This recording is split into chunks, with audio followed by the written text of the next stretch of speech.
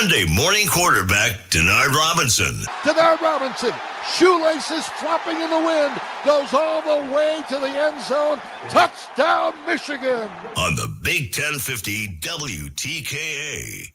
And we are back, folks, here on the Michigan Insider on the Big 1050 WTKA. Online at the big1050.com. Sam Webb, Mr. Ira Weintraub on the other side, and joining us as he does every single week to break things down, to break down the game that was and look ahead to the game that will be. Of course, that's after the bye, and this bye comes at a good time, Lace. Oh, yeah, that's perfect. Perfect time. Perfect time. Yeah, bye comes at a good time. we need this bye. I think we need a little reset.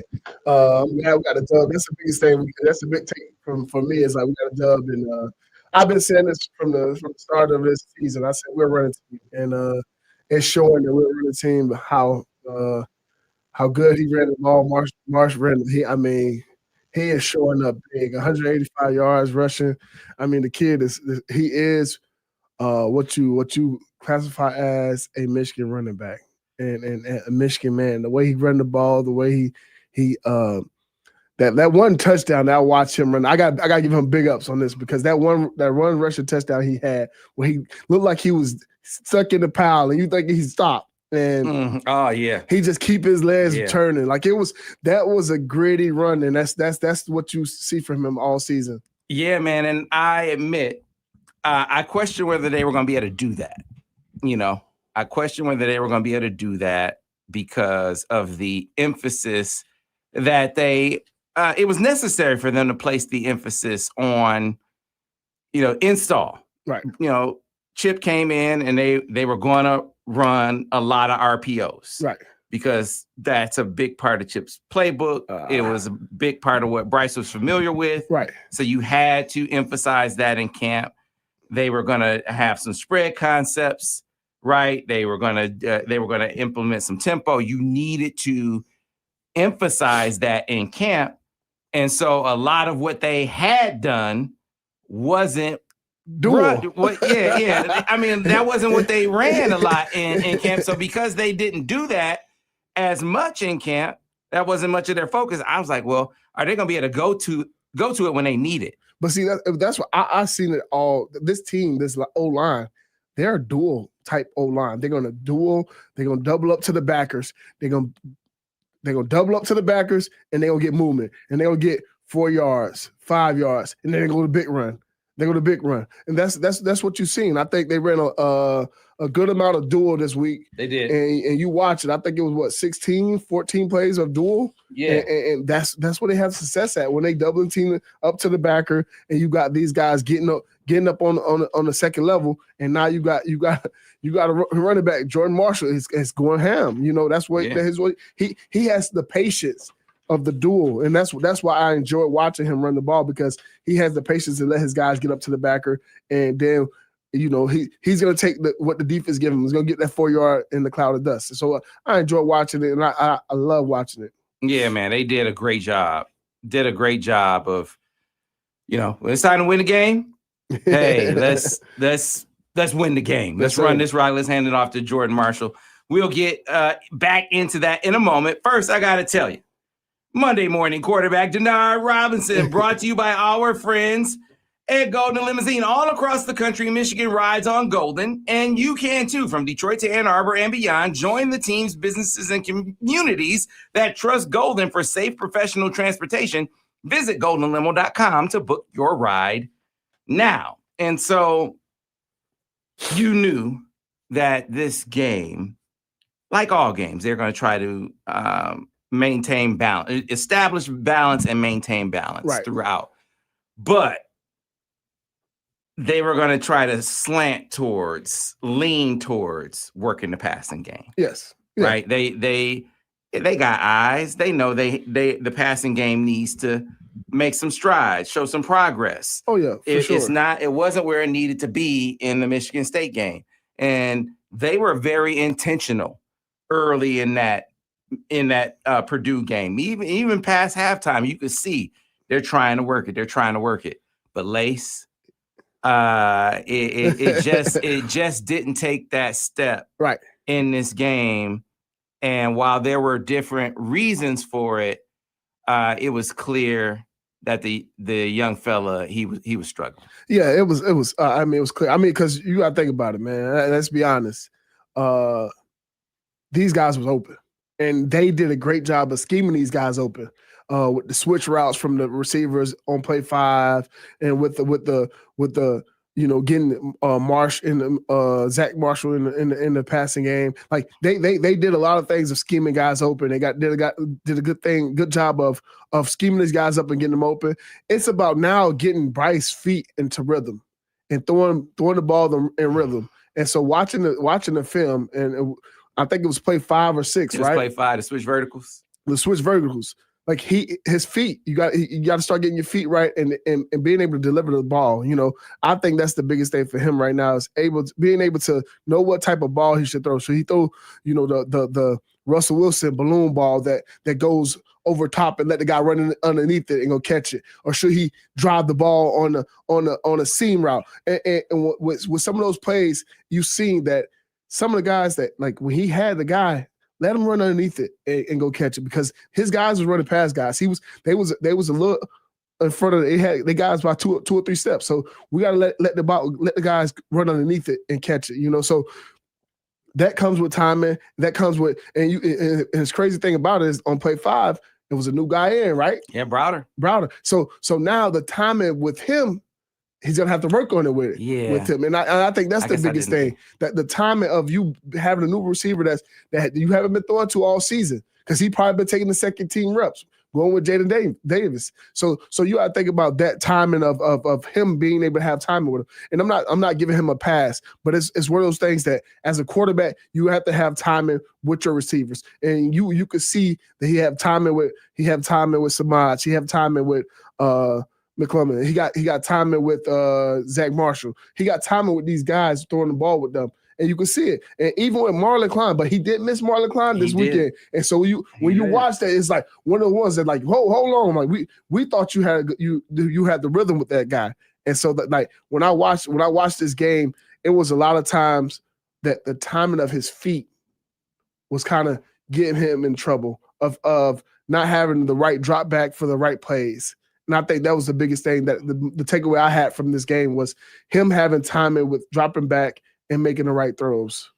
Yeah. So the switch vertical. So they schemed them up. Yeah. So they lined up 4 wide. I mean, they spread them out, and basically everybody running vertical, but they switch them. So they cross them, and Browder comes open in the seam, and he's wide open. And I don't know why. I mean, some people were trying to blame Browder for that, and we try to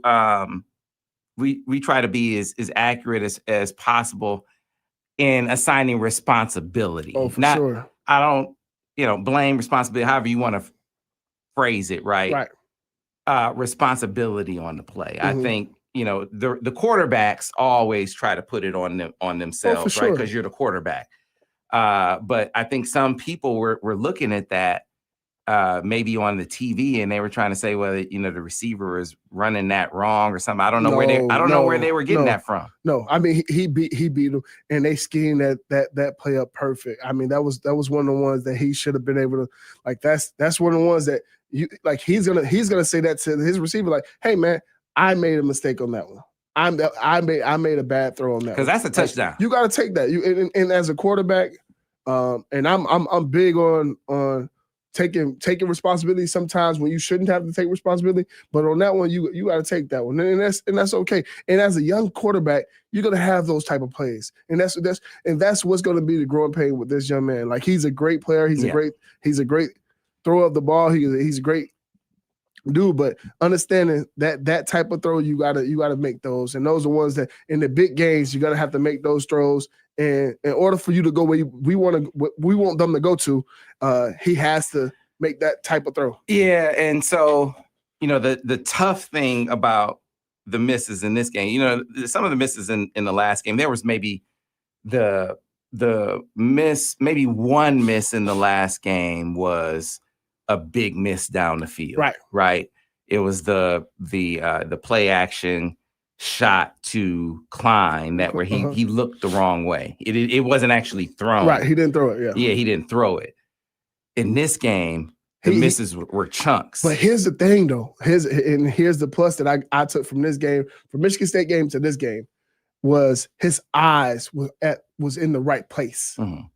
The ball just wasn't where it's supposed to have been at. Like he probably had like 5 or 6 missed throws but his eyes was in the right place. So now I'm seeing that growth. That's what I took from this game. It was like I seen that growth for him, that his eyes are in the right place now. He's going to the right target where he's supposed to go at. Now it's like, okay, let's make the throw. Right. Like right. let's make the throw now. Right. So on that first one, the switch vertical, where he goes to Browder, I was happy that we saw Browder because I've been talking about that for weeks. You've been talking about him for like, hey, it's time for the young big fella to get out there. I mean, the 6'5" frame from Florida. You know, we got to get him out there to see what he's gonna be. Yeah, first it was Marsh, then it was him. Like you got to get your try to get your most talented guys some reps, right? Right. He earned some to get out there, and you know he comes clean. If the ball is put on him, if he doesn't score, he gets damn close, right?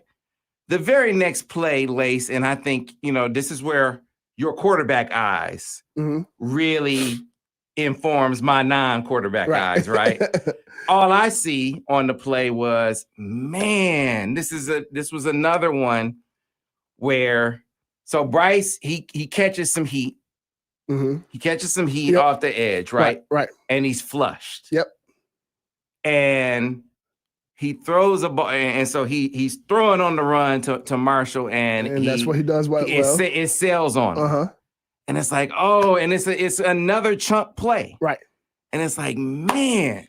Now, you know, you say he catches some heat, and he's flushed, but once he's flushed, he's clean. He's clean. I mean, nobody. He could.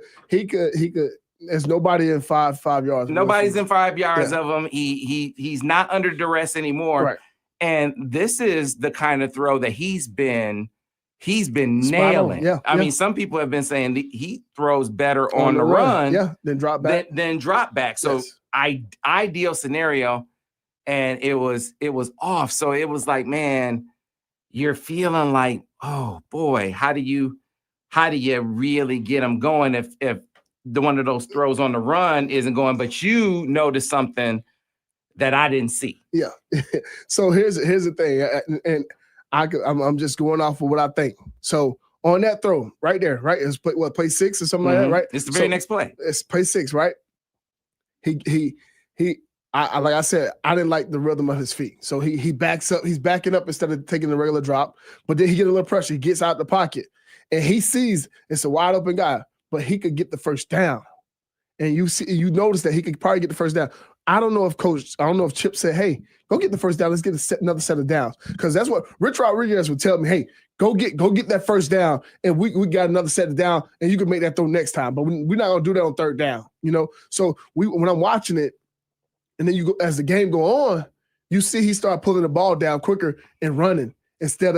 So I don't know if Chip said, hey, go get the first down and we'll be okay. But he had 3 runs. But what you noticed, not that part. Yeah, okay. The part that you noticed was his feet. Yes. On the drop. He never took, and that's the thing that I noticed. He never took a real drop. It was no rhythm to the drop that he did. And that's why when you look at him, it's about, as a quarterback, you want to have timing with throwing the ball. You want to be in rhythm throwing the ball, because guess what? Your feet work mirror what route the guys are running. So they gotta go entwine. They gotta marry each other. And so when you see a guy do a 5-yard out, a 10-yard out, it's a 3 and throw. So your feet got to be on point. If you're throwing a go ball, and it's a fade ball, it's a punch plant, and you let the ball rip, and you're in the goal line. So when I watch him, it's about being in rhythm throwing the ball, and he didn't have the rhythm. Your rhythm from the start. From the start. So now he's off. He's off kilter from the start, because now his feet are not where they're supposed to be at, and there's no rhythm, there's no merit to the routes that's been called, and so now he's he flushed out the pocket. Obviously, he had pressure coming from his left side, and so he comes out the pocket. So now you already off kilt. And so you watch him go, and he goes, and now he misses the throw. You're like, oh, it's because now from the beginning of the play, you was already off rhythm. Yeah, so once he's thrown off from the drop. Yes, from the drop. Even once he's flushed, he's still off rhythm. He's still off rhythm. He never, because we've seen him throw on the run, and he's accurate, very, very accurate on the run. Like we said it earlier, he's better on the run throwing the ball right now. And drop back, he's probably like 70% dropping back, getting the ball where he's supposed to go at. But on the run, he's dotting. He's dotting it. And so when you see that his feet wasn't right from the beginning of the play, then you know. Yeah, if you watch it, it wasn't even a real drop. No, it wasn't a real drop at all. And so like when you start seeing things like that, that's him being a young quarterback. The coaches, Chip Hathaway, to tell him, hey, let's work on these drops. Let's be on time. And, hey, with these, if we running these deep routes, or we trying to get to this thing, you got to be taking the right drops. You got to be in rhythm throwing this ball. So when you hitch now, because now you know when to get out of the pocket. I always tell people this. I always say on my second hitch, I'm probably leaving. Like most quarterbacks on your second hits, you either leaving or you getting outside the pocket, because now you know your rhythm. It's like, okay, I know I've been in this pocket for a certain amount of time because I took a three-step drop and I'm hitching. I hitched, and now that means the timing in your head has told you, hey, I got to move out the pocket if it's not clean, because I know my timing is already telling me, hey, it's time to go. And so that's the things that he's gonna have to start getting better at, of knowing the timing of the drop and the timing of the routes and everything like that. So it's being consistent about that, and I think that's the biggest thing for him right now, is being consistent with that. Man, yeah, that's the stuff. That's the stuff that as a non-quarterback that you don't realize.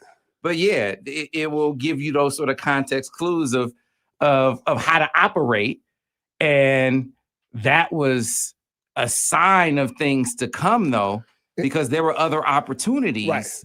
Like there was a play a little bit later where he had there was a play action, like we've been talking why is play action? He's better in play action, but he had one of McCulley going down, and McCulley had him beat in the end zone. Yeah. And then he had overthrown a couple. And so now he's a little hesitant. He's trying to place the ball where he want to be instead of just throwing it. And that's when you watch it. But like one thing I did love about that play, though, like you were saying, I loved about it was he actually had the rhythm throw. Like if you watch the timing, look how he play action, and it was 3 steps, hitch, and he let it rip. But now he got to really just trust the throw. And so he had overthrew a couple guys, and now he's in his head about, let me get it to my guy. Let me make sure he get it. And now he underthrows McCulley. Like, so that's what happens. And like you watch that, and it's like, oh, yeah. Okay, yeah. And so that they maxed it up, and there was a flood, and the flood, I'm like, he can read the flood really well. Yep. Great scenario. Mm-hmm. And McCulley was open, and it just, you could, the part that I can process as a non-quarterback was, I've overthrown a couple. Yep. I'm not gonna overthrow this ball. One. Yep. And that's, now you get yourself in trouble because now you done underthrew the ball because you try to place it, you try to be perfect. It's like, no, just let it rip, baby. You got it. And so like this is the, and that's why I'm excited, because guess what? His eyes was in the right place this week. Last week we see him miss a couple throws. We see not miss a couple throws. We see him miss a guy that was open. That's what we see. And so when we seen that, but now I see that his eyes are in the right place this week. He just missed a couple throws. I'm excited about it, because as a young quarterback, it's about getting him to get his eyes in the right place. We know he can make those throws. Now his eyes are in the right places, and now we just got to get his clean up his feet work a little bit, and now he could be good with his timing of making those throws. Yeah, man, it was tough. It was a tough one. Definitely. But we got a dub, and that's what I tell people. That's like it's way easier to go in the meeting room and fix and correct things after a win.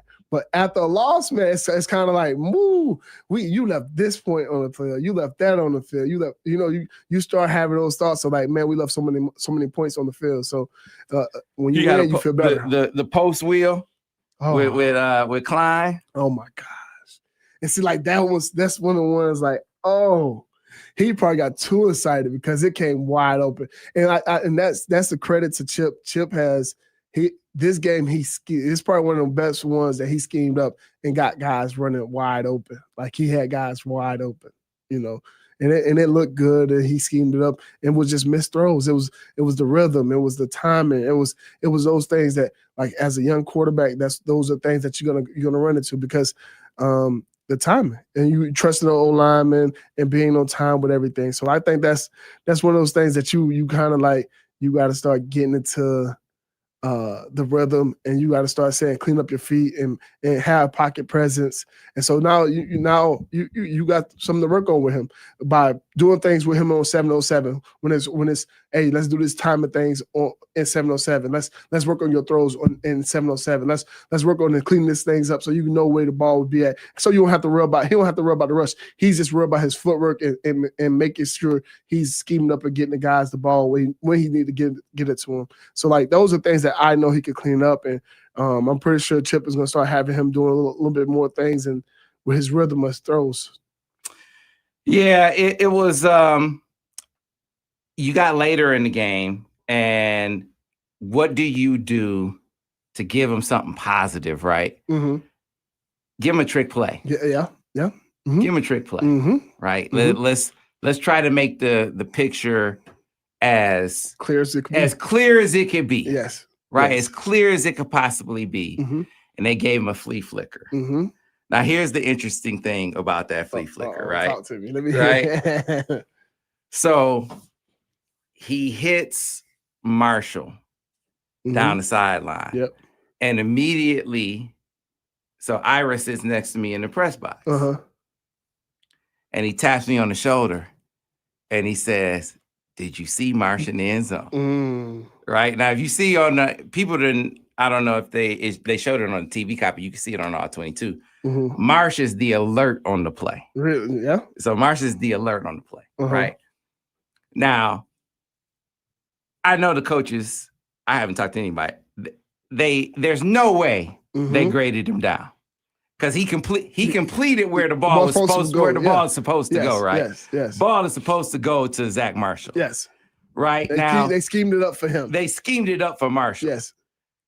The alert is the clear out. Right. You peek at the alert. I would explain to people the alert. Now you can throw it to them. You can throw it, but most of the time that's just a, just the case. But this is what we're going with the ball, and sometimes you get like you I think he's trying to complete the pass. He's trying to get in rhythm, and coach is calling it for that reason. So now you're like, all right, I'm gonna take that. I'm gonna take the throw. Let's just take what the play was called for, and that's what happened. Right, the play is called for Marshall. It's called for that, and so like you kind of sometimes you don't even you don't look at the alert. You just like, all right, I'm gonna just go. I know if he's gonna come open. I know he's gonna open. I'm not even looking anywhere else. I know he's coming open, so I'm just throwing him. So if you were at the game and you were like, hey, he had Marsh wide open in the end zone. Marsh is the alert on the play. Now you can throw the alert. Yeah. We've seen so we used to talk about dagger all the time. And JJ would throw the alert. Oh, yeah. Now and he would hit it. Now here's the thing. Veteran quarterback. And that's what I was just gonna say. JJ, see, if you watch JJ early on, he was a risky thrower. He would go throw across his body. He was doing all the crazy throws. And you'll be like, man, like I will be holding my breath. JJ early on, JJ.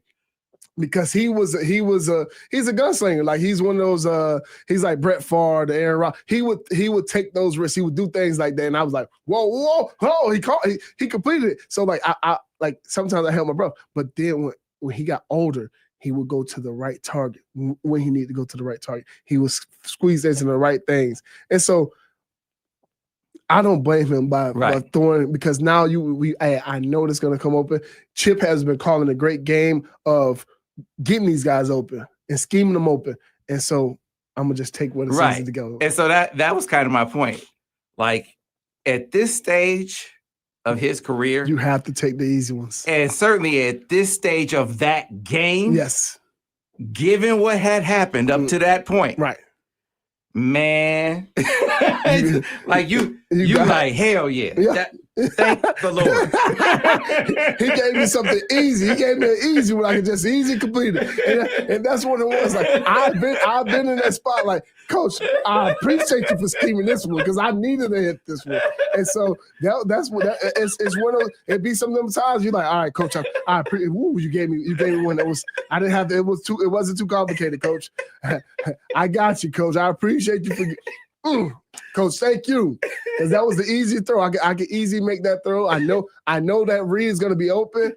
And when you have those one, and like I tell people all the time, when they gave me a play that I knew for sure I'm going to complete, it's hard for me to go off that first read, man. It's hard to get off that first read because that's where I'm going with the ball, So I think that's the biggest thing, man. Him just going to that first read and making it happen. It's interesting. I mean, as a quarterback, maybe you can speak to this. Having to tune out everything, even what we say. I mean, I make it a point on here we always try to be constructive. Oh, for sure, man. I make it a point, even whether it's coaches or players, to any critique that we offer is a critique. We watch film and it's never personal. I want it to be like when we talk about stuff, it's stuff that we can say if the guy was sitting right across from us. Right. You know what I'm saying? And most of the time they'll agree with us. Right. And if they don't, it's like, hey, we can sit and talk about it. I remember a case last year where I was tweeting during the game and I ran into Alex Orji after the game. Right. And he was talking to me about something I had tweeted. And I was like, this is why I said what I said. Like if you throw an interception in the game or if you do this in the game, or just like if you throw a touchdown in the game, right, I'm going to say X, Y, or Z. Right. Like, I'm going to say what I say, like I say it if you were sitting right across from me. And that's good the fact. Or bad.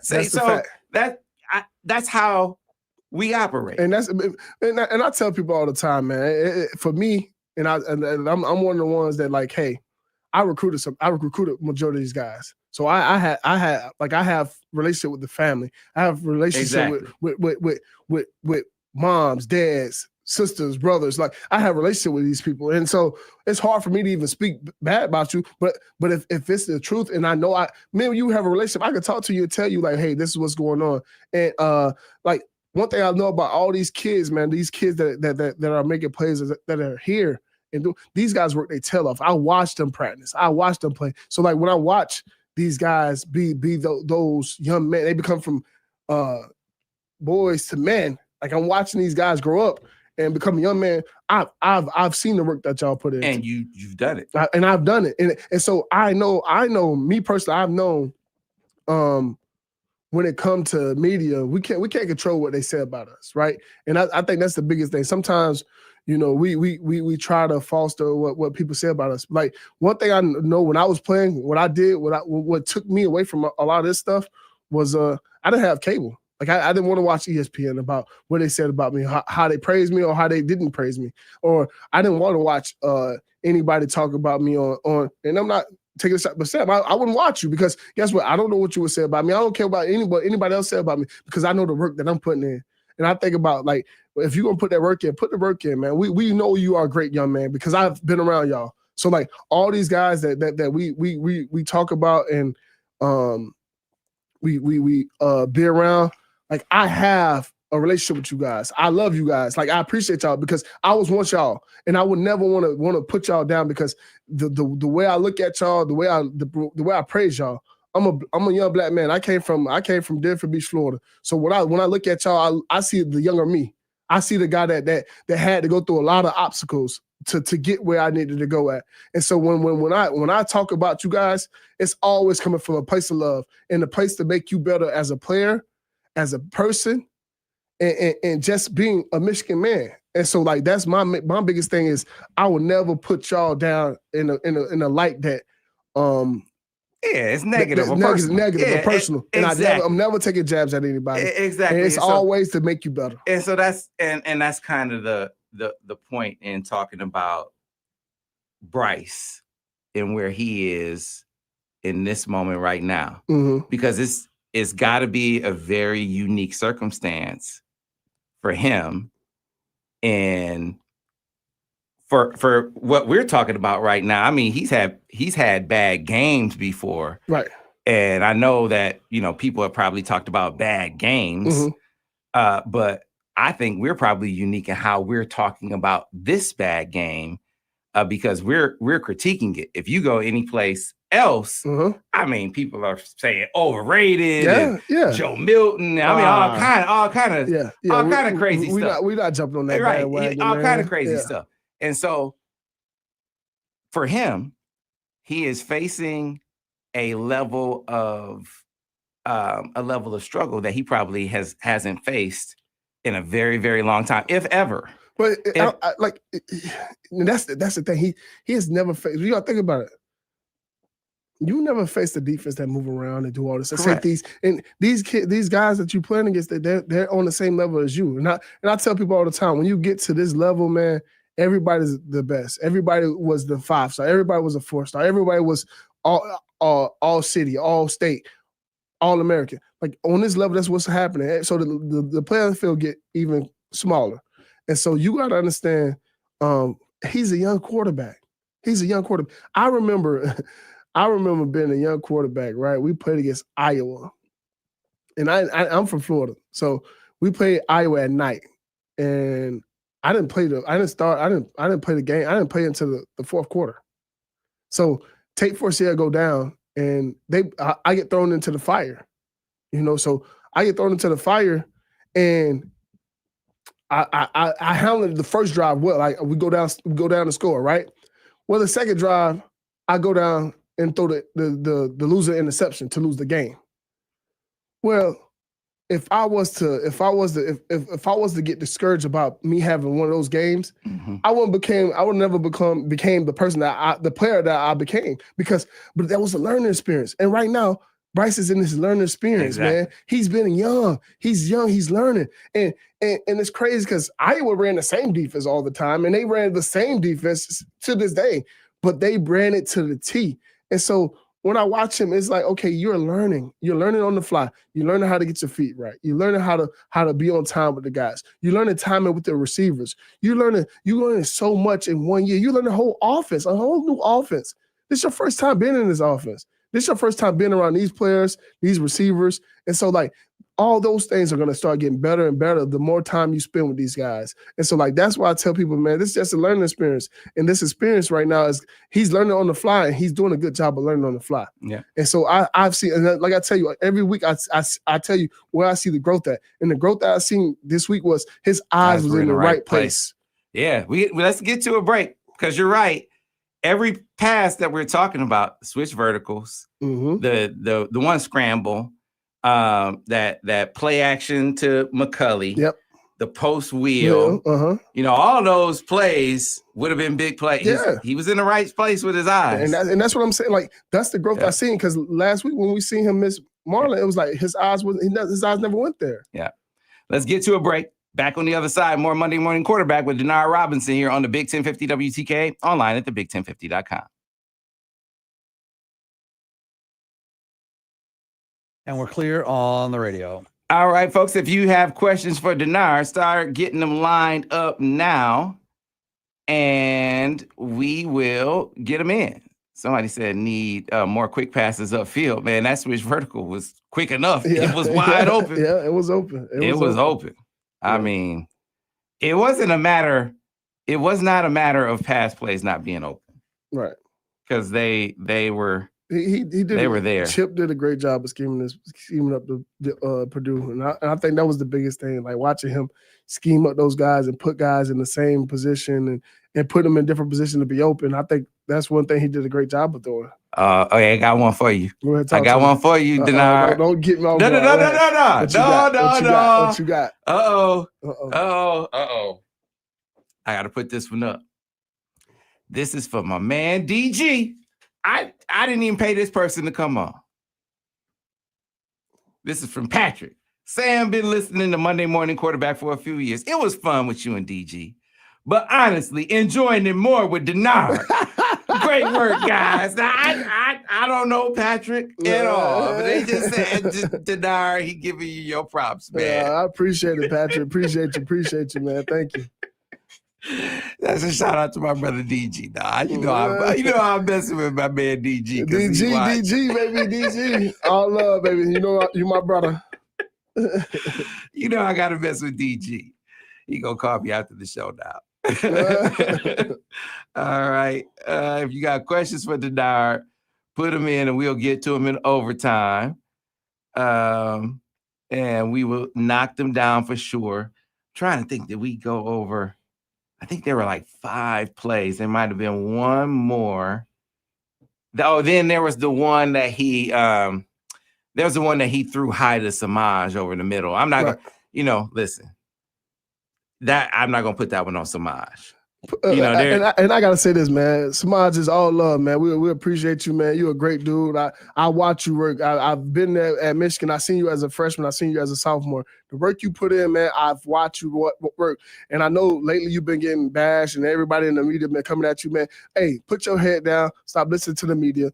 Hey, go do what you've been doing, man. You've been a ball player your whole life, man. Don't stop because somebody else saying something to you, man. We know what you are and who you're supposed to be and where you're supposed to be at, man. We appreciate what you do on the field and off the field, man. And I'm trying to come to your turkey drive. I'll be there. You hear me? So keep your head up, man, and keep going. Keep making plays, dude. Do what you do, man. We Michigan fans came to love you because we watched you in that Big Ten championship take the ball and did what you do. So like let's not get too far gone about what's going on with you, brother. You get back in the lab and do what you need to do. You feel me? Yeah, I think I fell down on the job a bit on Maj in this regard. Back in 30 seconds, guys. Here's what we're not gonna do. Can't let people. I know we never took shots, right? But can't be having people taking liberties. Like, it's one thing to talk about the drops. Because we gonna do that. Yeah, like, for sure. We gonna do that for sure. But people doing all the, the extracurriculars. Right. Nah, we not gonna. And I'm gonna protect you. We're not gonna allow that. We're gonna protect you, brother. We're not gonna allow that. So we're gonna protect you. That did go a bit far. It went to a lot of guys went a little bit too far with it. Yeah. And I'm gonna always protect you, brother, because I seen your work, man. I seen the work you put in as a freshman.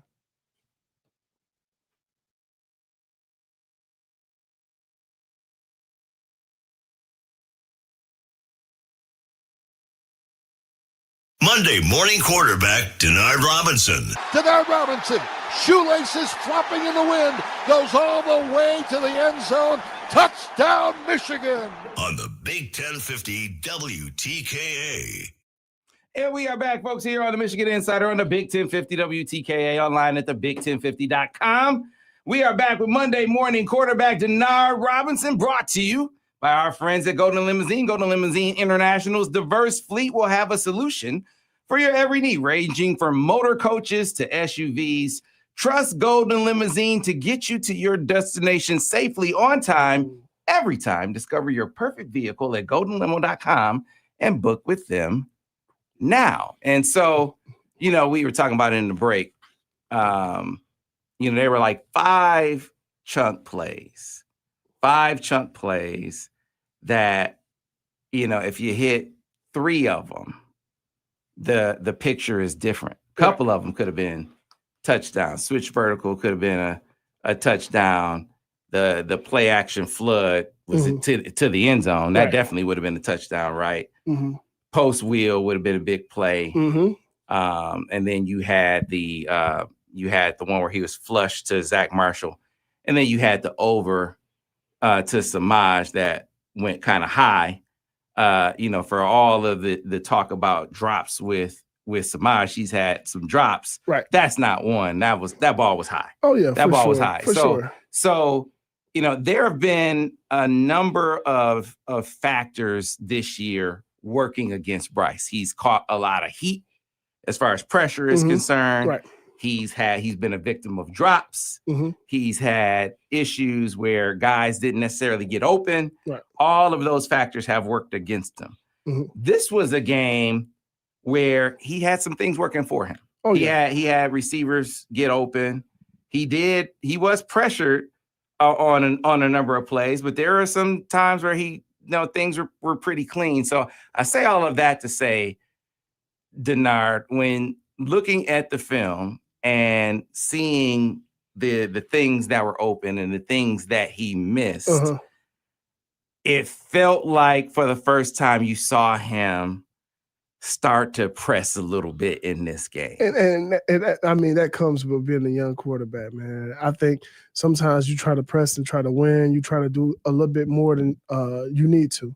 It's you trying to make the right throw. You trying to be perfect with the throw instead of just throwing the ball and playing your game. I think that's the biggest thing with him is being able to say, hey, I'm going to make the right throw and I'm gonna be on time with the ball. Like, and I think the first thing that start with is your feet.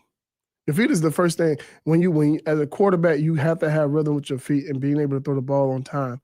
And if you start throwing the ball that's supposed to be a 3-and-throw and you start hitching it, now your timing is off. So like once he clean up his feet and understand like where he's supposed to go with the ball and not like see like the one we was talking about when we thought it should have been a touchdown to McCullough, he should have just let it rip. But he got so enamored with trying to place the ball because he had missed so many guys so far. He overthrew a couple guys. So when that happens, now he's like, all right, I gotta, I'm pressing to make a perfect throw. When you could just make the throw, man, just make the throw that you can make. And that's when the coach get on the headset, he's like, hey, we'll get it again. Let's make the throw. And what I did see this game was he took off on third down. He started running. He started pressing. It was sometimes that guys was open, but he was like, I'm going to get the first down.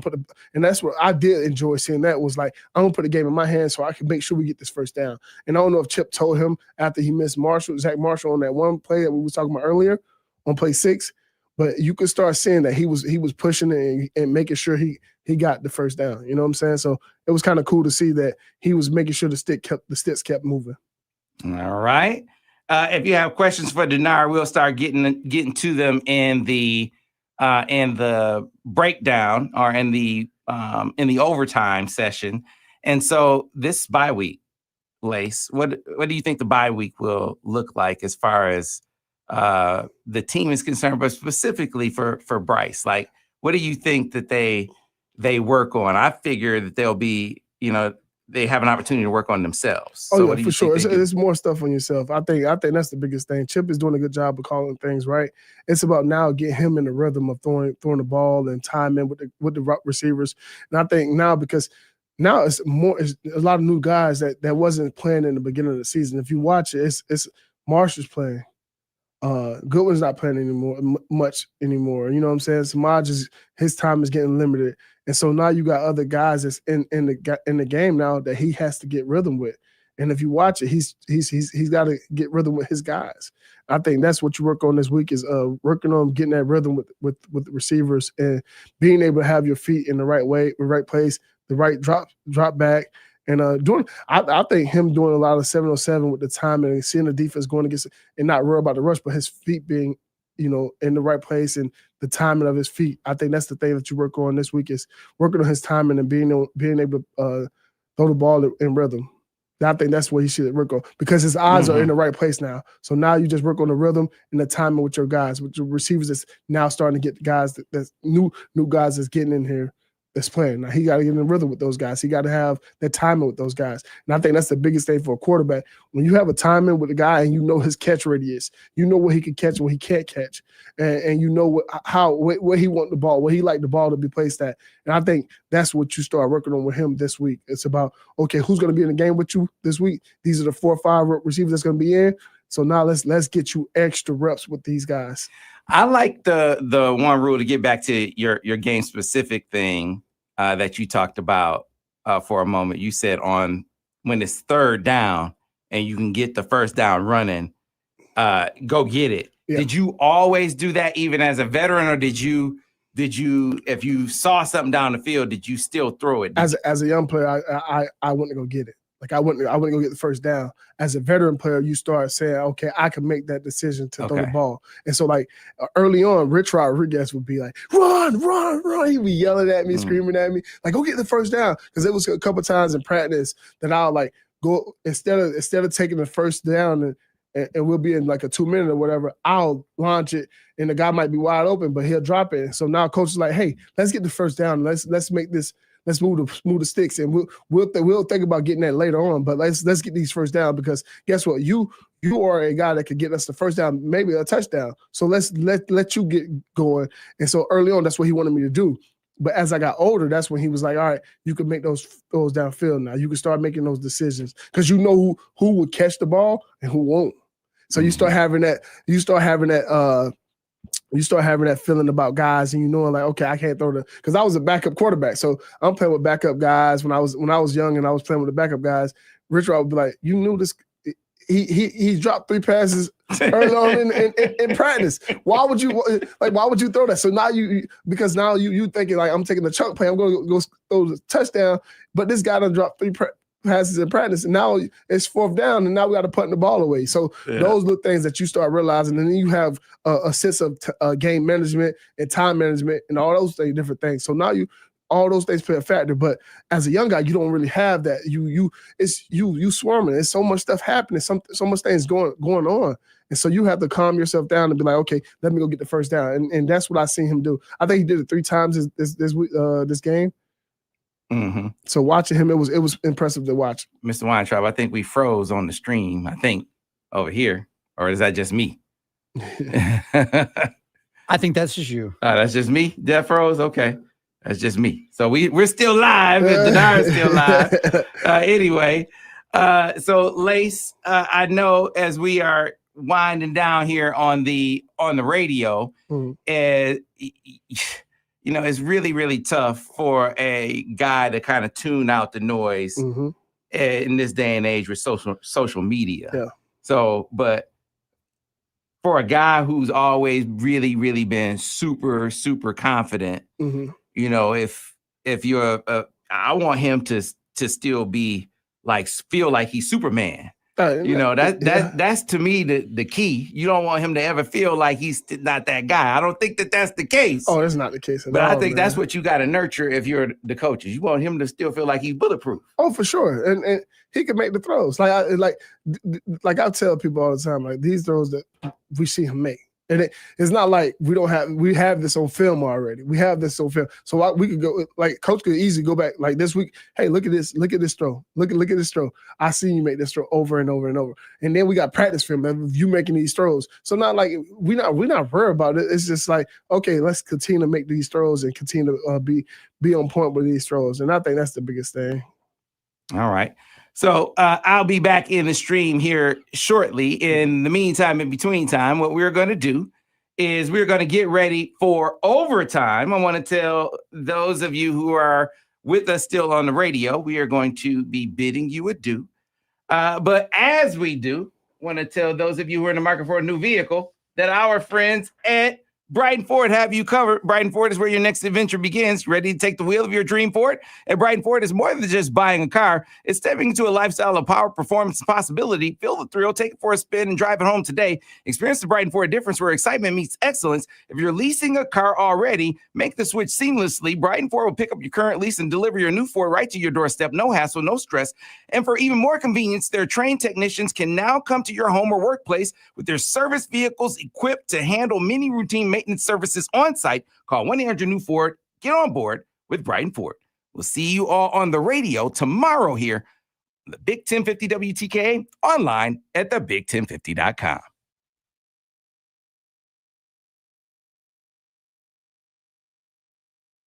Clear on the radio. All right, and I am coming back into the stream and momentarily.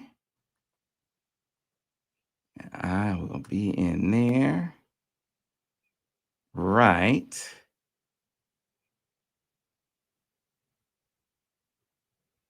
as we speak.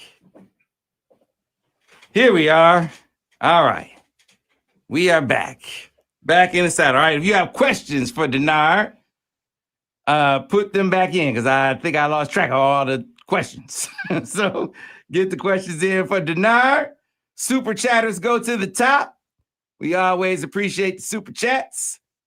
And we will put those in and we will make that happen and get those ready. All right.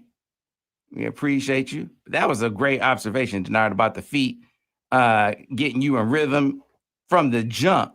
Even I thought it was just a matter of, when you're in the pocket and you're throwing from the pocket, but you're saying that could throw you off even when you leave the pocket. Right. Yeah, definitely. Because now the time is off. I think that's the biggest thing. Yeah. Okay. All right. So let's go ahead and start getting to the questions for Denard. All right. So Denard, this first question comes from Rennie Van. Says, Denard, do you think expecting to have a big game gets in your head and backfires? So you think he thought he was going to go against Purdue and light it up and that backfired on him? No, man, I don't think that happened. I think he just, some days you have an off day, and I think that's what it was. He had a little off day, and it wasn't too crazy, but it was like he had an off day, and that's what happens sometimes. You play the game, and sometimes you off. I've had several games that I was off on, and we still won, but I was like, man, I didn't like my performance. So that's what happens sometimes. You have those days, and hey, as long as we got the win, you feel good about it. You don't feel good about it. You like, man, I got to fix things.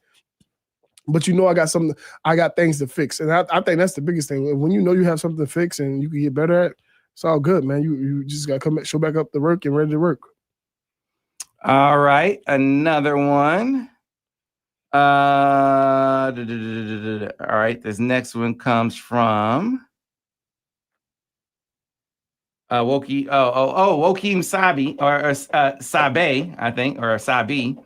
Denard and Sam, what did you think about Browder's usage and play against Purdue? Is it enough to demote Semaj? I think you already saw that. Yeah. Number one, he was in first, right? Yeah. Then you saw Browder in early in the game and Semaj came in afterwards. Right. So what you're asking about already happened, number one. Yeah. Number two, I thought Browder looked good in his usage. I think the one that some people were calling the drop, I think the DB got his hand in there and knocked it out. So I liked what we saw from him in his snaps. Right. I mean, I want to see more of the kid. I feel like I can't compare him to Semaj because the things they do with Semaj, like Semaj know the defense. Know the offense. He know the offense. You could tell he know the offense because the way they put him in motion, the way they put him in different positions. And so you see that and you know that like this kid know the offense in and out.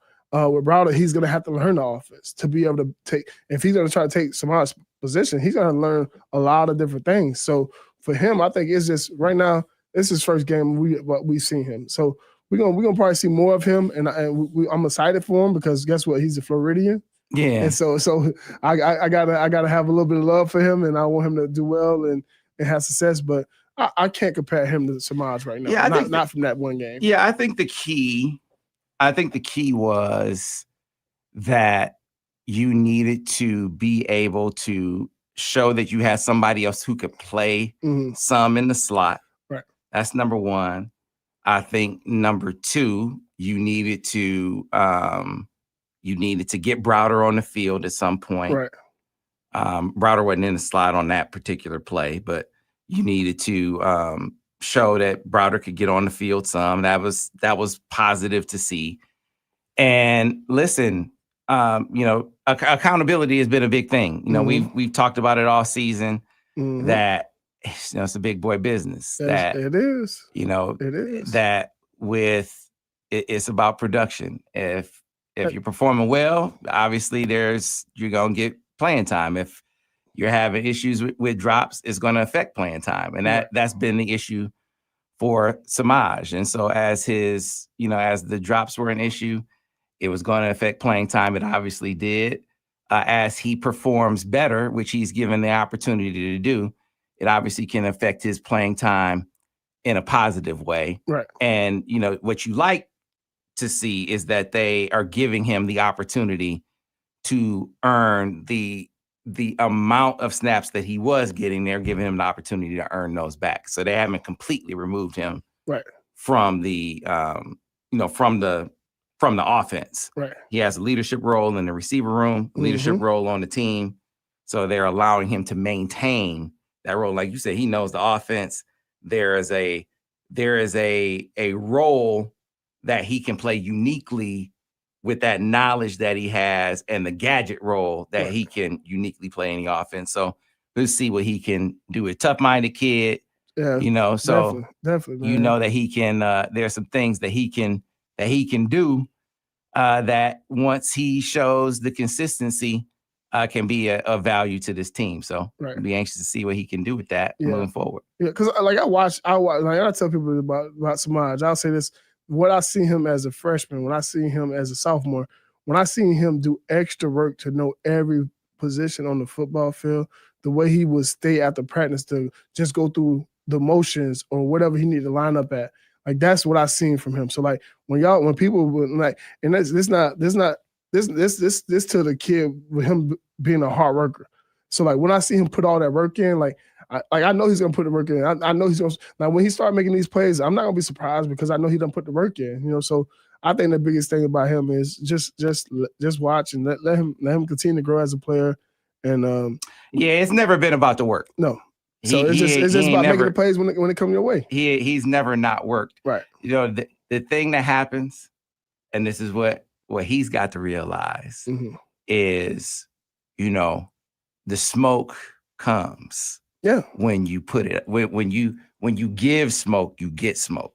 True. That's what happens. That's true. Now when you gotta be you gotta be able to take whatever comes at you when you say certain things. Yeah. And like it's funny because I now that I got on this and being on the podcast and talking with you and being on the radio with you and going through these things, I'm like, the things I say, I gotta watch what I say when I say, because guess what? People always come at me, So we all. If you want to be on this light, you got to know what comes with it. So like you got to be able to take it. You got to have thick skin and be able to take whatever people say about you and roll off of it. Like if they don't know you personally, man, you shouldn't even have to.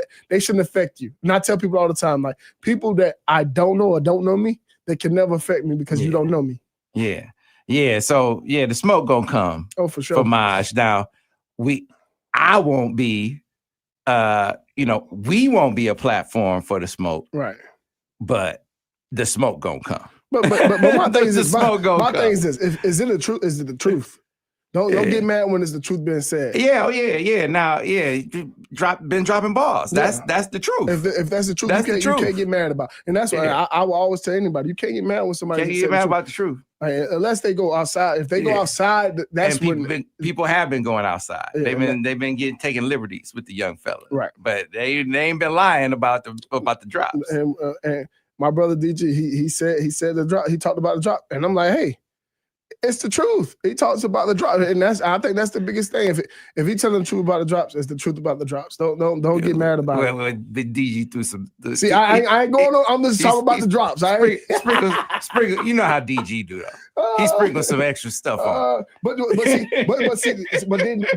we do. I will say this though. I talk about this though. When did the drop start happening? And that's what I say. And I say this, and I normally don't talk about this stuff at all because I don't really want to get into the politics of things or anything like that. But like, this is the truth that I seen, my truth. And Semaj, I thought for sure, got knocked out in the Oklahoma game, and since then I don't know what happened since then. So I think that kid had a concussion Oklahoma game. That's my opinion. I could be completely wrong, but I don't know. But that situation, when I seen that kid fall on his face without bracing himself, that scared me. And he went back in that game. That scared me. And that's me being a human being, me being a ball player. That scared me. I didn't think he should have went back in that game. So you guys take that with a grain of salt or whatever you want to take it with. But that's when I seen that, I said, this guy is a warrior. He's a competitor. He wear that wing helmet. He's a Michigan man. And when he went back in, I took my hats off to him because I didn't think he's supposed to be back in that game. All right. Yeah. That's if that's the case, then you need to be finding a better doctor on the sideline. And I don't want to. If that's the case. But that was just my like I rarely talk about things like that. But when I look back on it, I was like, man, after that. So yeah. At any rate, let's go ahead and get back to it. Next one comes from and it's let's go back. This is a follow-up. How do you get Bryce to settle down? So Woke is back. He said, how do you get Bryce to settle early, but also show progress in putting touch on throws? He needs to develop passing touch quick, fast, and in a hurry. I think that's something that he gotta work on, and that's being a young quarterback. And because I think if once he start handling that a certain way, start throwing the ball a certain way, I think that'll be big for him. I mean, just throwing the ball a certain way, and like some balls, I think he need the Russell Wilson. Let the guys run underneath it. Sometimes the great arm that he got, he could zip it in there. Like, and I love seeing that throw. I love seeing it because I appreciate it. And his arm talent is special. It is very special. So, it's just those are the things that you will have to work with him being a young quarterback, and those are growing pains. You know what? It's interesting talking about how do you get him rhythm early. We've been talking about this. We talked about it early in the season. You said, what's his go-to plays? Mm-hmm. And we were talking about RPOs. We've been talking about this same topic, seemed like the whole season, right?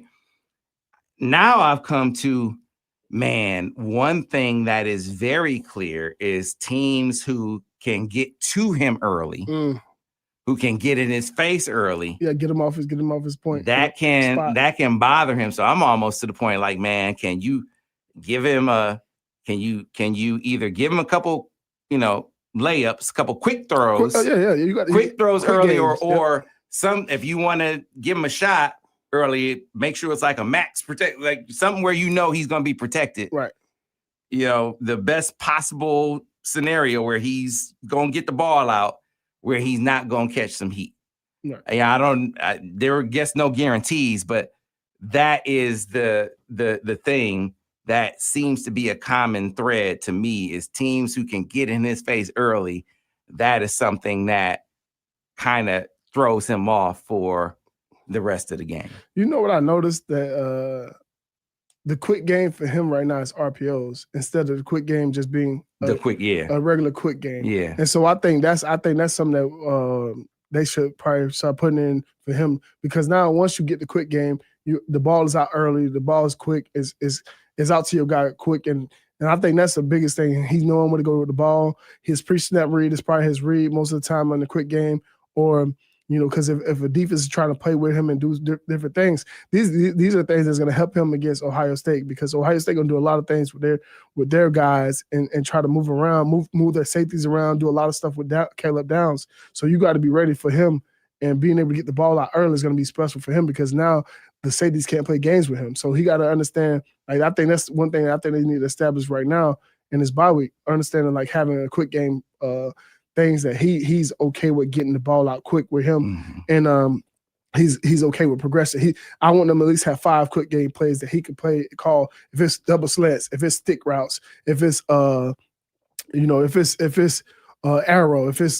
a flat route with a slant, behind it, or it's a snag where it's a sit route with a swing route and a corner route. Like, if you start doing things like that, for him to be able to see it takes easy for him to just read one side of the field and make a throw, or it's one side of the field and you run. I think that's the biggest thing for him, is just being able to make a quick decision. I think those are the things that I want to start seeing in this offense for him to help his progression as a quarterback, is putting that quick game in for him to be able to have a plan as soon as he snapped the ball. Yeah, I noticed that with RPOs too. That's why, they were doing 16, 17 a game. Interesting thing in this game, only 7 RPOs. Yeah, and I think that was good. It was good. He hit what, 3 or 4 of them this game, and I that's what I loved about it. But now I think they got to establish some type of quick game for him to get the ball out of his hands and make a quick decision where he either throwing the ball or he's like, okay, I got to take it down because the first 2 or 3 reads is done. The first 2 reads is done, and I just take off because it's a quick read. On a quick game, you're not going 1, 2, 3, 4. It's 1, 2, and then I got to go. So I think that's the big thing for him, being able to have that in his system. Yeah, they've been doing that's been a big part of the game plan for some weeks. Last week against Michigan, or a couple weeks ago against Michigan State, was the first time where I saw RPOs not be something that he executed at a great level. Yes. So typically that's been something that he's done well. But if we didn't take the RPO out the game and just do quick game, I want to just see just a straight quick game. I'm getting the ball out of his hands quick. I got you. Like, that's what I want to see because I think that'll help him get things done quicker. I got you. So yeah, Woke was back and Wokey was back and he said, "How can Chip help him settle in? What did you like?" And so that kind of answers that question. Thanks for the super chat. Appreciate you there. Go to another super chatter. Mission Forward 3 says, Lace, how much would Bryce benefit from a dedicated quarterback coach on the sidelines? It's funny because, I had, it's weird to say, but Roy Manning was a linebacker coach, played linebacker in the league, and played linebacker at Michigan. And he would be our quarterback coach on the sideline. And he would help us. He would help me out. Be like, hey, man, this is what I seen. You should do this. You should do that. And he did a great job of keeping me settled. We had another young guy. I can't think his name, and he's probably going to get mad at me right now. It's another young guy who was as a quarterback coach under Borges. I got to text Borges about the guy name. He's a quarterback coach now. I think he's offensive coordinator now. But he would be able to tell me, hey, this is where you should go with the ball. This is what they're giving you.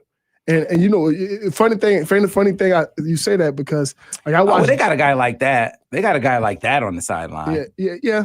But when you have a guy that help you out, like obviously I see Jaden Davis on the sideline, watching him talk to Bryce and telling him what he's seeing. It's cool to see like Jaden Davis having no ill will towards him and helping him out through his progression.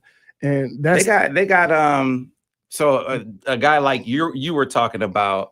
Like a quarterback coach assistant. They got Josh Synagoga. Josh.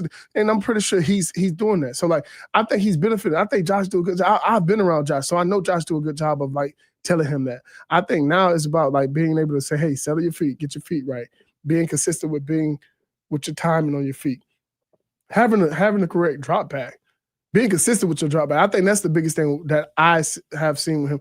It's him having to be consistent with his feet. Yeah, I think what they're getting at, because somebody else asked this question, do you think he would benefit from having Chip on the sideline?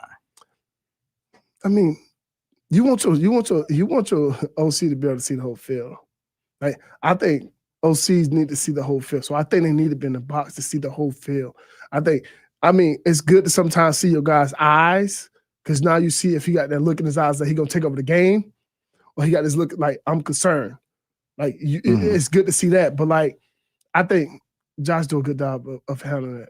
So then the next question is, somebody else asked, do you think they should hire a different a quarterback coach separate from an OC? That's what somebody else asked in the chat. See, man, you start diving into too much stuff, man. Because then you don't want. First of all, you don't want too many people talking in his ear. Mm-hmm. You got 2 ears, so now you can be listening to 2 different people tell you 2 different things. You really want one guy telling him what to do and how to do it. Because if you have too many people, then it becomes like I'm listening to 2 different opinions and 2 many different things going in my head. So you want to just be one guy in his ear telling him what to do. I think Chip is doing a great job of, if you watch him, his eyes was in the right place all game. Yeah, it's a positive. Yeah, that's a way to look at it, Lace. Because again, looking at like most non-quarterbacks, looking at the result. Mm-hmm. You looking at the process. I'm looking at the process. He processes the plays. His eyes are in the right place. It's about now just making the throws that we know he can make. We know he can make those throws.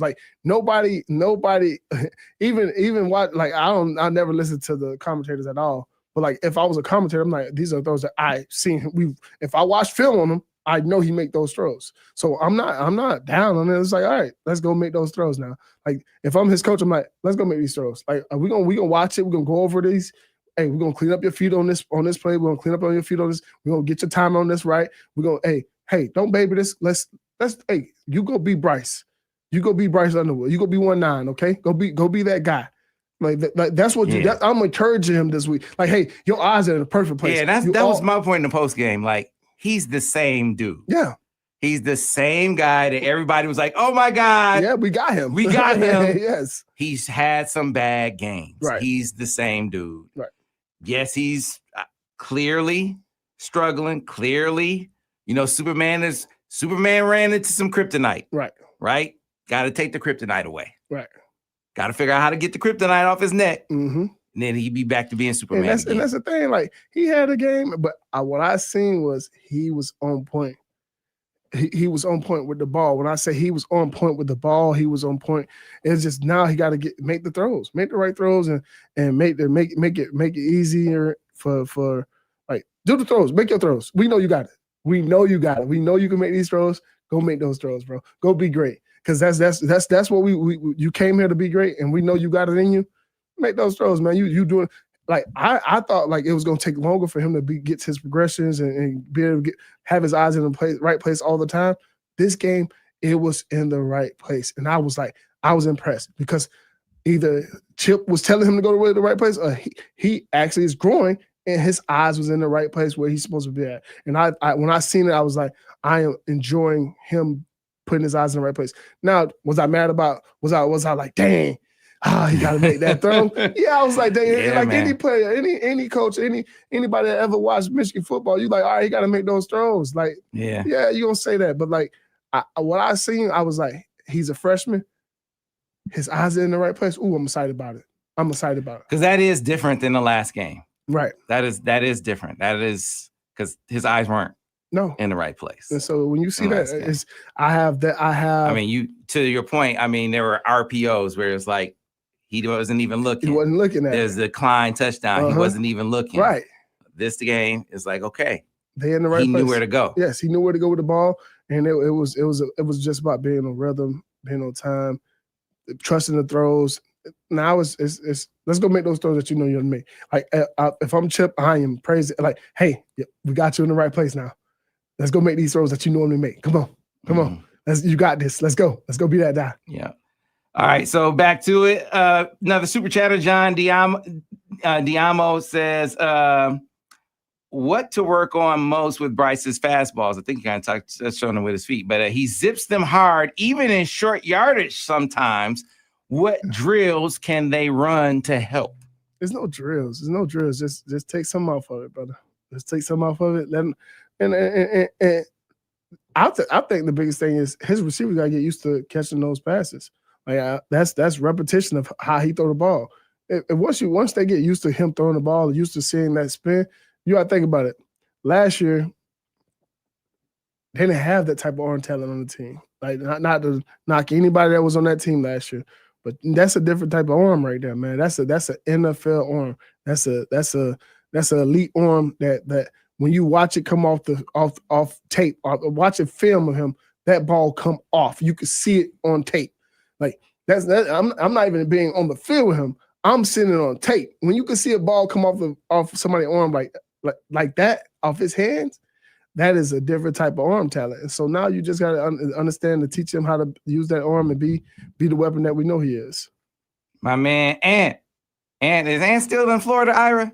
Ant coming through with the super chat. He's still in Orlando. Yeah, Anthony in Orlando coming through with the super chats. Appreciate you, Ant, as always. Still down there playing chess, I hope. Mark and Flint coming through with the super chat. Keep up the great work. Both of you, my guys. Mark Allen from Flint. Appreciate you. Flint Sound, always love you. Showing love. Jester's Jinx with the $5 super chat says, Denard, what are the key factors of the regression? Is he's calling it with Bryce. We all see he has pass protection. He has had some pass protection of late. He shouldn't be skittish. He connected with these guys earlier. Why the regression he's I don't seen? think it's regression, man. Like it's just you had a bad game. He just had he had a bad throwing game. He missed a couple throws. He missed a couple throws. It wasn't bad. Like, I don't think he had a bad game. I just think he missed a couple throws. Like, that's what happens sometimes in games. You have an off game. Sometimes some players drop balls. Some people have running backs miss holes. Like, it happens in football. And that's why you have to play the game. And so we know he made the throws. Hey, let's go make those throws. We seen you make these throws. We seen you do it all season.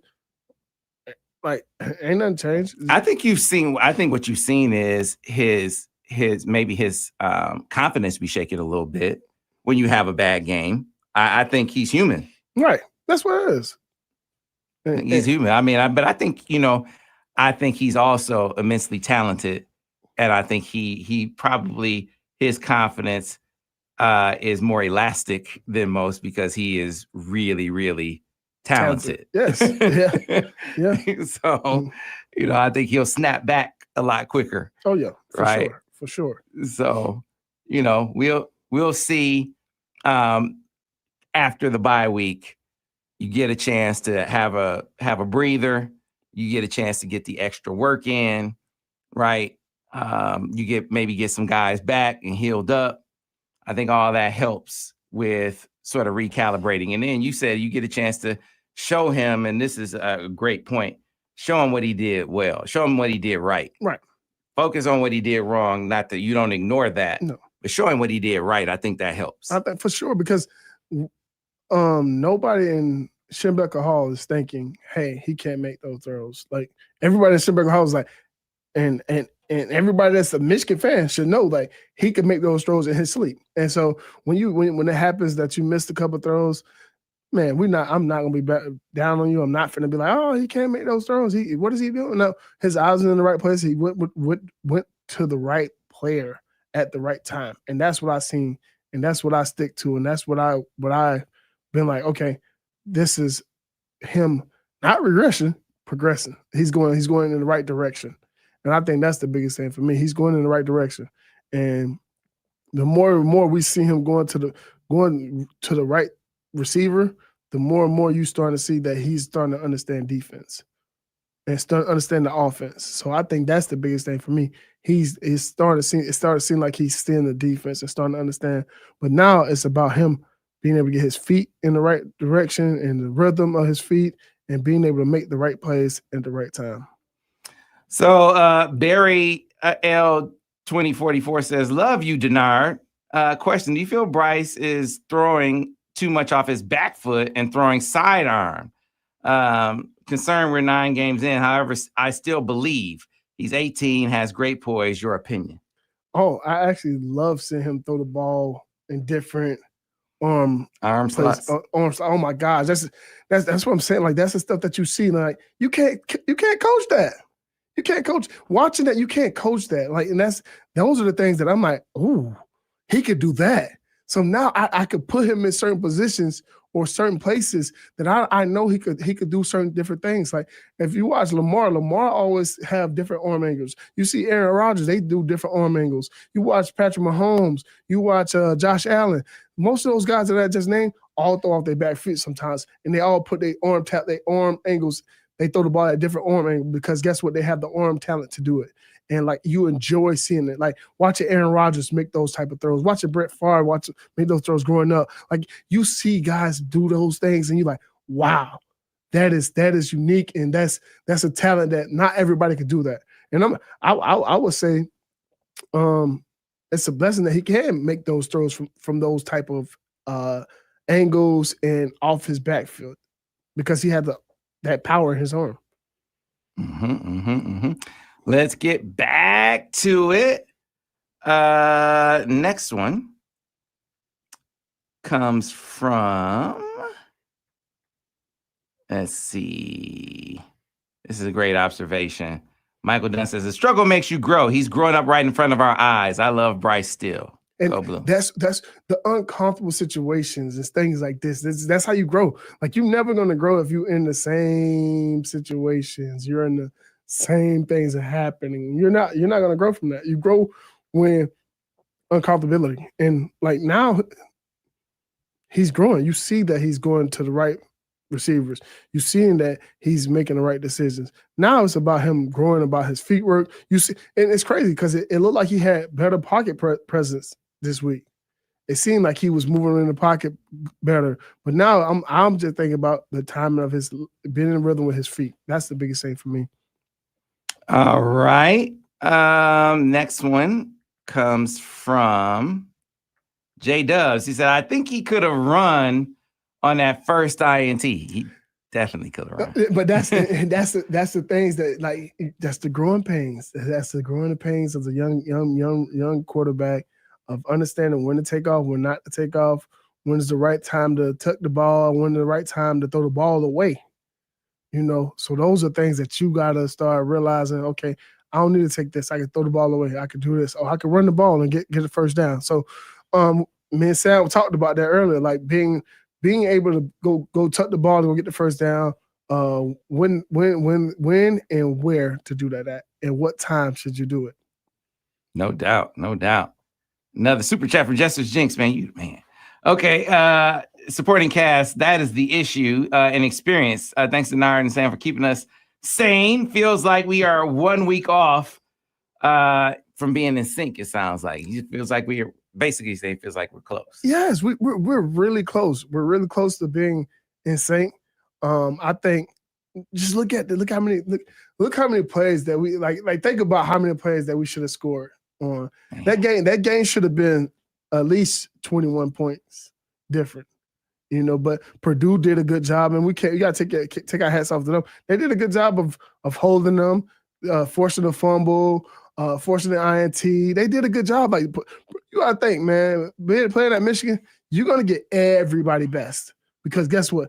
In order for you to say, in order for you to be the best, people gonna want to beat you. Yeah. And you're the most winningest program in college football. So when people see you on their schedule, you're being circled. They want to beat you, and they're gonna come in and give you their best.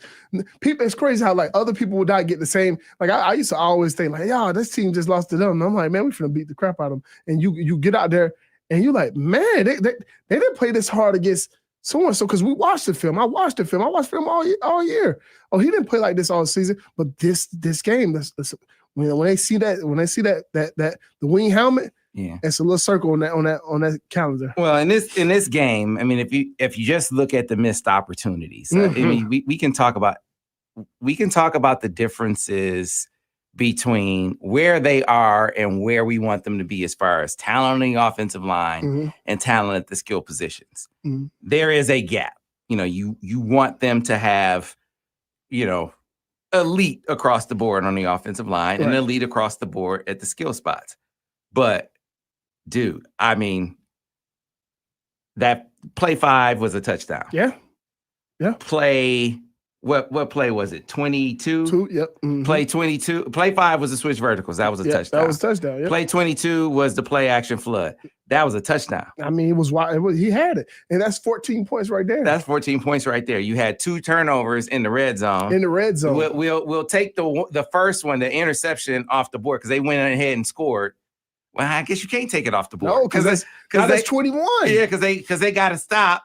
And who's to say they wouldn't have scored again after getting the stop, right? It would have got another touch. So they got 2 red zone interception or 2 red zone turnovers. Like that's 14 points. That's 14 points right there. Yes.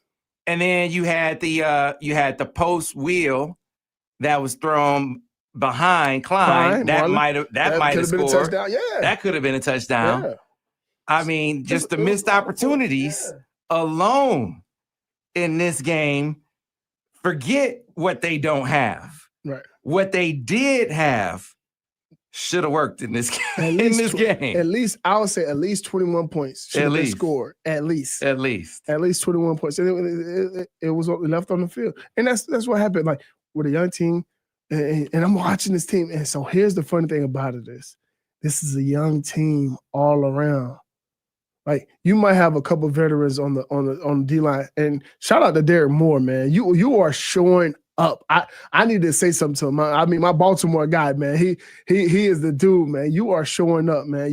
you are bringing in the blue collar. You're doing everything you need to be, and we appreciate you as a captain. We appreciate you as a rush in. You are doing it. You playing the run game well. You rushing the edge well, man. Continue to do that, man. I had to give you a shout out, man, because you played well. You played lights out. Shout out to Ernest. Ernest played well too. Like, these guys are showing up, man, and in the right timing. So shout out to those guys. Yeah. Lace, this was no, it's tough to talk about things that didn't work, but it was at least a win. Oh yeah. So that feels better than the alternative. Oh, for sure. So for sure. So there's always that perspective, right? Uh-huh. We hope that we gave you guys something that could, explain why things went the way they went, and hopefully put you in a better headspace heading into the bye. And hopefully this team comes off the bye better against Northwestern. And they better be better, because Northwestern is a much better team, in my opinion, than Purdue, and it's going to be on the road down at Wrigley. And I tell people, hey, Northwestern Northwestern and Maryland are the teams that scare me a little bit, because you thinking like these guys are not, but these guys are playing ball, man. Maryland probably took a little slide back this last week, but like Indiana's rolling. Indiana's rolling. But watching Northwestern, I was like, hey, this is a team that we need to be concerned about a little bit. They got some stuff they sneak up on teams, So I think we got to go in there prepared. And I'm glad we got a bye week, because now you got 2 weeks to prepare for them and be ready to have answers for all the things they could possibly throw at you. So lick your wounds, get back healthy, guys. Let's get ourselves ready to attack this game and let's go put up some points. I want to see this offense put up a lot of points. Yeah. And it's November. Let's light up the scoreboard a little bit this week. I have no doubt. Week. Hey man, the young fella's gonna work. And while he's getting his thing together, while the passing game is getting its thing together, man, it's a luxury, and we can close on this. Man, they were able to lean on Jordan Marshall in the running game. Man, I tell people all the time, man, watching this kid, dude, Jordan Marshall, you are a bad man, because the first man do not bring him down, and if they do, he's falling forward and getting extra yards. I love watching it. And for this to be a young team, and he's a young guy that's just running that ball like that, how he running it, man, I'm loving the way he put the team on his back. Like, hey, come on, let's go. I got you. Like, watching him against Alabama last year, that's what he got. He has that in him. And so it's cool to see him progressing and doing what he's doing and continue to be what he is. And that play action off of him running the ball like that is gonna be Bryce's best friend. And to watch JJ learn that Blake and Donovan was his best friend with the play action, it's cool to see that Bryce gonna have the same thing with Jordan Marshall. Absolutely. And that's good. Well, I need to ask you this question, man. How do you think JJ played yesterday? Yeah, I got you. Don't try to run from that now. Hey, man. I know it was kind of bittersweet yesterday for you. Iris laughing at me. I know it was bittersweet for you yesterday, because I was watching. I said, this it was terrible. This something I got to ask Sam about, because I don't know how he feel about it. Nobody from the McCarthy family called me yesterday. I didn't hear a word. I didn't hear a word before or after the game. Oh, it was terrible. Oh, it was terrible. Hey, so my man said, Cedric Small, he texted me yesterday. It was funny. He was the only somebody who messaged me about the game yesterday. And he said, he said, I know you're conflicted today, brother. I'm sending you hugs. I wanted to say that to you, but I said, I got to do this on air. I got to ask you this on air. I didn't want you to have the hands up. I wanted you to have your response ready on air, baby. Terrible. I wanted you to hit. It's so bad, man. He did you what predicted it, Sam. It's exactly what you said. Exactly what I said would happen. Like, I just know, I know what he's going to do. I know what he's going to be. I know what he is. He's going to be a bigger problem to the Lions. Oh, yeah. Than Micah Parsons will be. I just mark my words. Really? Yes. Over the duration of his career, yeah, he will be the bigger problem. Yeah, he's so calm with it, man. And I at first I was like, oh, we gotta make sure, but he handled himself so well, man. Throwing the ball, going through his progressions, running the ball. I was like, man, he knew what to do with it. And I was like, man, he ran for that touchdown. I was like, oh, it's gonna be tough. It's gonna be tough. And watching him, he has the element that I thought Sam Darnold didn't have. But then I watched Sam Darnold light up Washington last night, and I'm like, whoa, this is good. But JJ is showing that he can still be undefeated. Hey man, and Jim said, man, if I get you a JJ jersey, would you wear? I said, man, hell, I wouldn't be able to show my face. I wouldn't be able to show my face anywhere. Oh my God! I was like, I obviously, I will take the jersey. I will hang it in my house. I will never wear it. I never wear it. Come on, man. Never wear it. I can't. I will show my face. I can't show my face nowhere. I mean, it's JJ, man. I cannot wear it. Mr. Smile himself, I man. cannot wear it. Mr. Smiley himself. And then Coach Loveland having a game yesterday. It was great to see the Michigan guys show up. Love the dude. Cannot wear it. I gotta rep my team, so man. Talking about like if Coach didn't have one of those plays that he had against Cincinnati against Detroit. Hell no. Hell no. No, man. Oh man, so it be. I'm the same way. I'll be hating to see like guys do, because I'm a Jaguar fan now, so I'm through Jags, and I watch them. I root for them all the time, and so when I see a Michigan guy do good against us, I'll be like, oh man, I don't like seeing that at all. But it was funny to see JJ have 2 touchdowns, one touchdown rushing. So I couldn't even watch the last. I knew he was gonna get the conversion. I couldn't even watch it. Didn't even see it. The poise to make that throw. We got to get out of here, y'all. We got to get out of here. We appreciate y'all watching the Monday Morning Quarterback. We'll see y'all in a couple of weeks.